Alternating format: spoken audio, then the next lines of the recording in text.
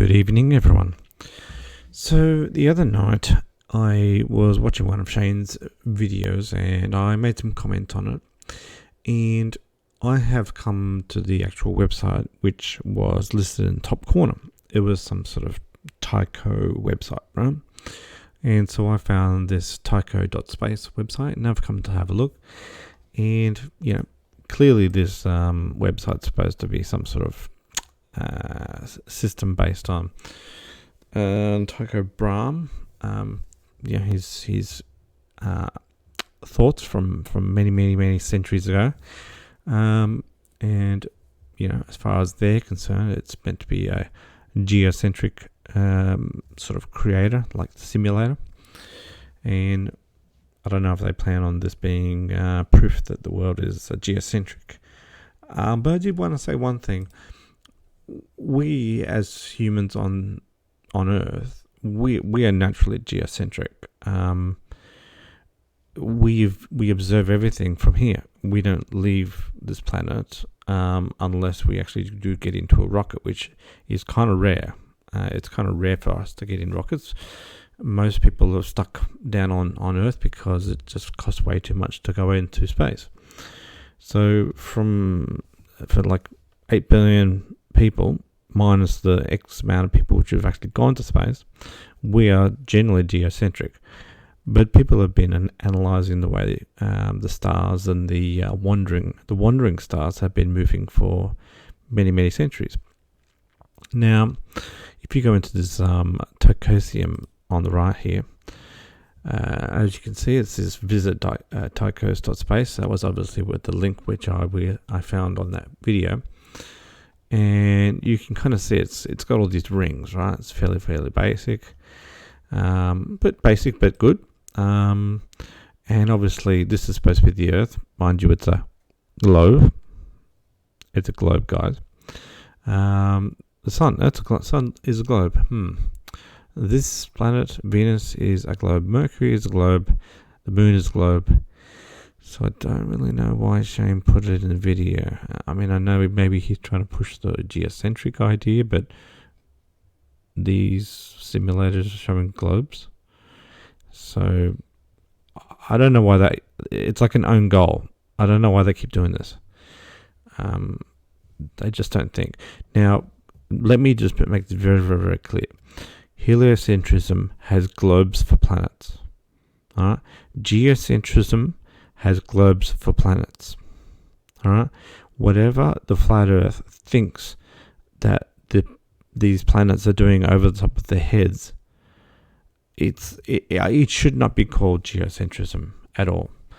I'm sure the idea of geocentrism is Earth-centered, but they haven't put the Earth at the center. They've put the North Pole at the center. So, because when Earth is a globe, then it becomes the center point. But their center point is the North Pole. So it's not geocentrism, it's North Pole centrism to some degree, or flat North centrism. It's not geocentrism at all. So why they continue to promote geocentrism as their solution, it blows my mind. I don't get it. So one interesting thing about this thing is you can do a run and you can do a trace. Now, as you can see, it's starting to do a trace over here. I can actually change which ones I want to trace. So I might kill Mars for the moment, and I might put the Sun in, and I might put Venus and Mercury. So that is doing their trace. Now, what I wouldn't mind doing is I might jack it up from the 1 week span to 1 month, because it kind of makes it look a little bit more obvious when it moves faster. Now, as you can see by this tracing function, it's doing the inverted brackets flower of life, right? Now, flat earthers, I don't know why they think this, but they think that it's got something to do with some sort of toroidal field. I don't see any toroidal fields on this thing. Do you see a toroidal field? I'm not seeing any toroidal fields at all. what I'm seeing is a whole bunch of circles in a flat plane. And yes, I mean, the solar system is a flat plane when you look at it like this. But see, there's one thing, right? Is this is centered the Earth here, right? And like what I did on that video the other day, I might just turn the traces off just for a second because they're just a little bit distracting. So I'll get rid of those traces. One of the things I said in that video the other day was, Shane, did you notice that this planet doesn't necessarily orbit the Earth? It seems to be going around the yellow thing all the time, and Venus seems to be going around the yellow thing. Now I understand that Venus is going around Earth, but its central center, like its center seems to be focused on the yellow planet, which is the sun. All right, and I was saying this to him because of the fact that, you know, while this might be a geocentric pathway, the fact that both Venus and Mercury are both orbiting the sun means that you need to ask why. Why is Mercury and Venus orbiting the sun and going all wibbly wobbly around us? It's going perfectly around the sun, but it's going shit around us, right? And so one of the things that this thing actually does is, I think that you can pick which planet is your desired planet. So this one says barycenter. Now, barycenter is essentially the location where the two points of gravity sort of have that midpoint, which flat earthers don't even believe. So they don't believe in gravity, so they shouldn't believe in barycenter. So here's another own goal for them again. So change it from barycenter to Earth. Doesn't look that much different, does it? If you change it to the sun, now you can see that Mercury is spinning around here, Venus is spinning around there, Earth is spinning around there, and the moon is spinning around us, and Mars is spinning outside of our space there. So this is, you know, how the solar system is designed to be. I don't really know what this green line is. It's not evident as to what the hell it is. But as you can see, when you zoom out, you've got Jupiter. When you zoom out a bit further, you've got Saturn over here. Zoom out a bit further. I can't recall. This must be Uranus. And yeah, the blue one must be Neptune. So when you center it around the sun, everything looks more simpler, you know? And there's a reason why Venus and Mercury can continue to orbit the sun perfectly fine.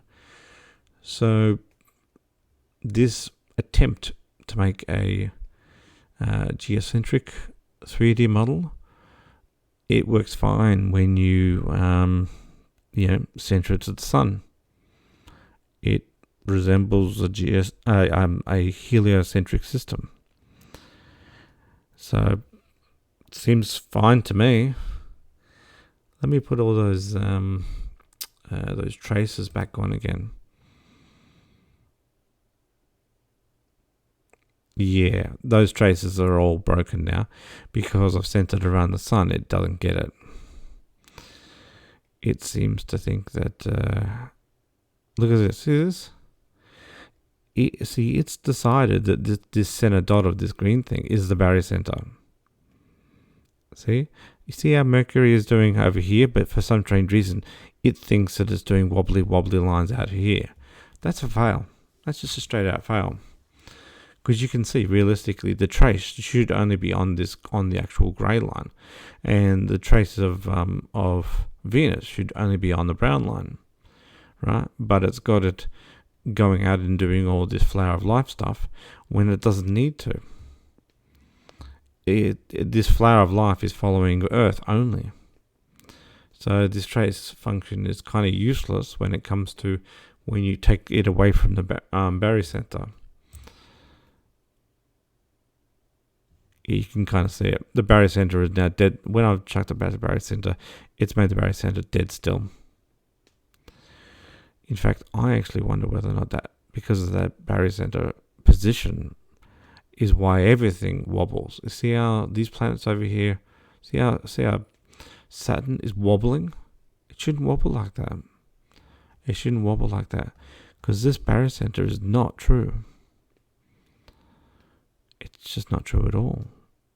I mean, the barycenter between Earth and the Sun is actually it's like slightly on the very edge of the Sun itself. So, I mean, the barycenter might even be actually inside the plasma of the Sun.